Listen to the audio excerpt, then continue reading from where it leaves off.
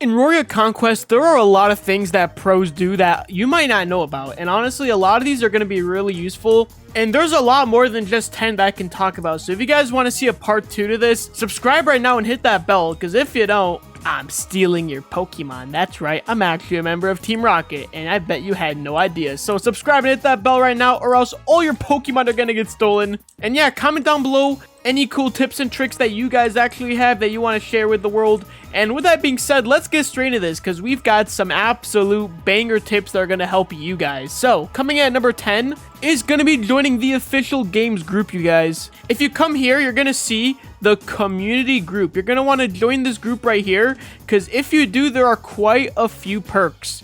One is going to be getting every single game pass for free, and the other one is going to be getting a free Eevee, you guys. And so coming in at number 9 is actually going to be the free Eevee. If you guys want to claim the free Eevee, first you have to join the group, and then you have to go to Sylvan City. Now this is like the first major city in the game with the first gym badge. Basically, you're going to want to come here, and once you're in the group, you're just going to want to come into this house right here. So you're going to go inside just like so, and then you're going to talk to the old man, and he's going to give you a free Eevee that you can use. You can evolve into any of the evolutions. Me personally, I think I'd go for Sylveon, which I'm 90% sure is in the game. It definitely should be if it's not, but I'm sure it is.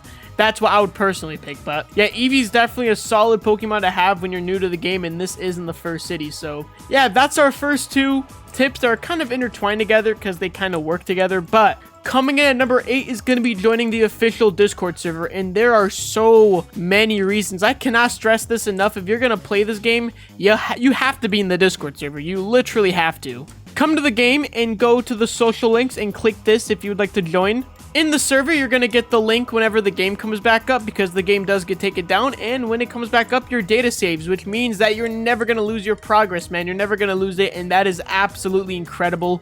Love that. But there's a lot more to the Discord server, man, because there's also insane codes that you can redeem. Now, they do have a limit, so join as soon as you can so you can get them, and by limit, I mean like a time limit. And it'll tell you next to the code how many days you have left or how many days ago the code expired. And a lot of these codes are going to be really overpowered, giving you things like row powers, insane Pokemon that are just overpowered, and items like Master Balls, bottle caps, which are super important. And also that was number 7 as well. Number 7 was actually redeeming as many codes as possible, because a lot of people don't know that they should be redeeming the codes. Some of them you do have to have a certain amount of gym badges, so try to get to the 8th gym as soon as possible, because that's when you unlock a lot of stuff. There are stuff you need Champions badge for. We'll talk about that later. But coming in at number 6, you guys, I want you all to go to your settings right now, your options, and for the love of God, turn off autosave. You do not want this on, because if you're trying to grind for a really good Pokemon, if you're trying to grind for a shiny legend, you do not want this on, because once you lose the battle or something, if you accidentally kill it and you have to leave and rejoin, you have to basically do it as soon as possible, because it's going to autosave, and then you're not going to be able to fight the static legendary again. So turn off autosave and just get into the habit of saving manually. Trust me, it is so much better. I love it. If you have autosave on, you are a menace, okay? Turn that off as soon as possible. It's gonna ruin you, bro. And coming in at number 5 is going to be catching as many legendaries and mythicals as you can. The reason why you want to do this is because the Elite Four is going to be super duper hard. And there are certain legends that you need a certain amount of gym badges for, like from 6 to 8, I believe. Some of them just require other stuff. But for the most part, you can catch almost any legend at the 8th gym, except for Dialga, Palkia, Giratina, and I think Arceus as well. But almost every other single one you can catch before the champions, which is like what you're going to need them for. And you want to IV and EV train these to fight against the Elite Four. But catching like a Groudon would help you so much. And I have known people that beat the Elite Four only using Pokemon like Xerneas and Groudon, which you can catch both before you beat the champion. So catch as many legends as you can.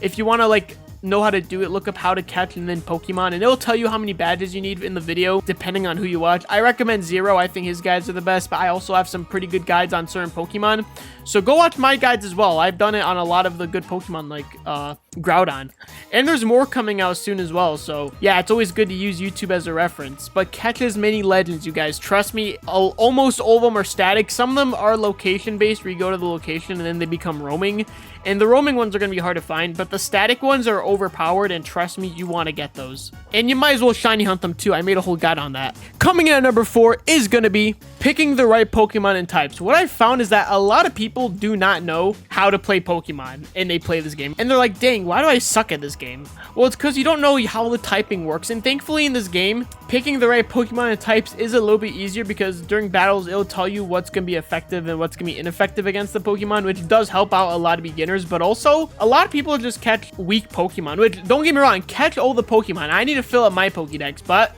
when you're new to the game, your main focus should be catching the right Pokemon. You need to research your Pokemon, know what's best. I can't really tell you for this game because the thing is that there's so many good Pokemon. There's so many good flying types. There's so many good fire types. I mean, dude, there's so many good of so many types. If this game had one generation, it would be so much easier, but this has Pokemon from almost every single generation, which means that there are so many good Pokemon that if I made a video describing which ones are the best, it would take me probably an hour because it has almost every single generation, bro.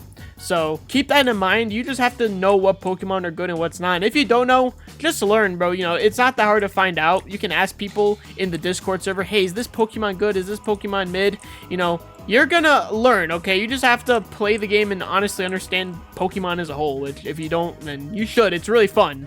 Coming in at number 3 is going to be one that I know a lot of people have done when they were younger, including me. I did this all the time when I was a kid, and I'm assuming even people do this today.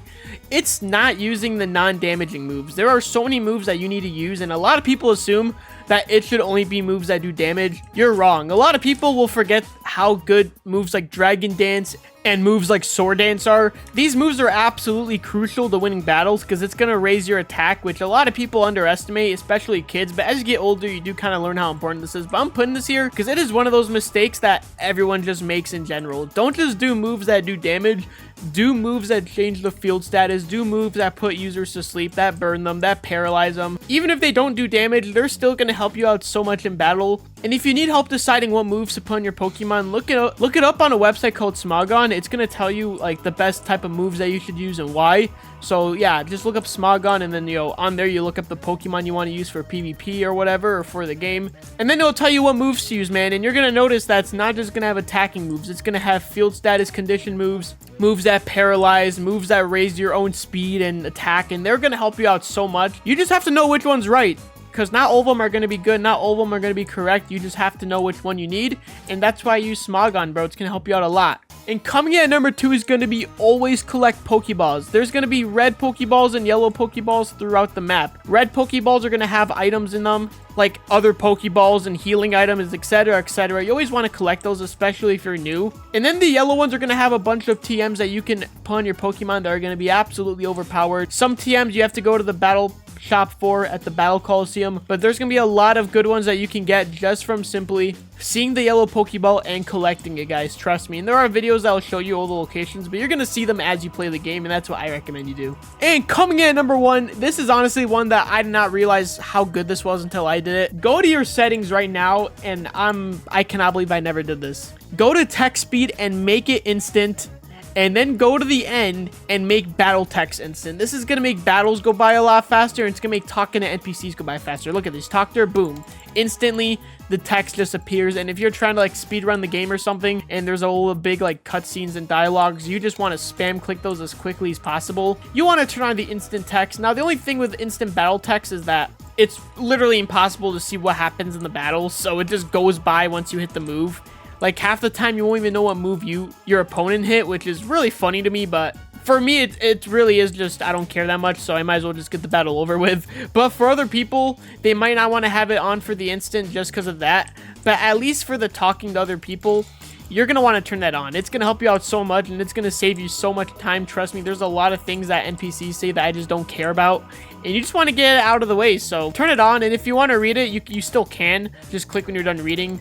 That's one of the best things that I think they've ever added in Pokemon Brick Runs. So shout out to Roria Conquest for that, guys. But that was my top 10 tricks and tips that pros abuse in this game, you guys. If you guys want to see a part 2 with more advanced stuff and more tips and tricks, comment down below, and comment down below in your own tips and tricks. What do you guys have to offer, man? Let me see what you guys have to say. And yeah, with that being said, God bless you guys. I'll see y'all in the next one. See you later. Peace.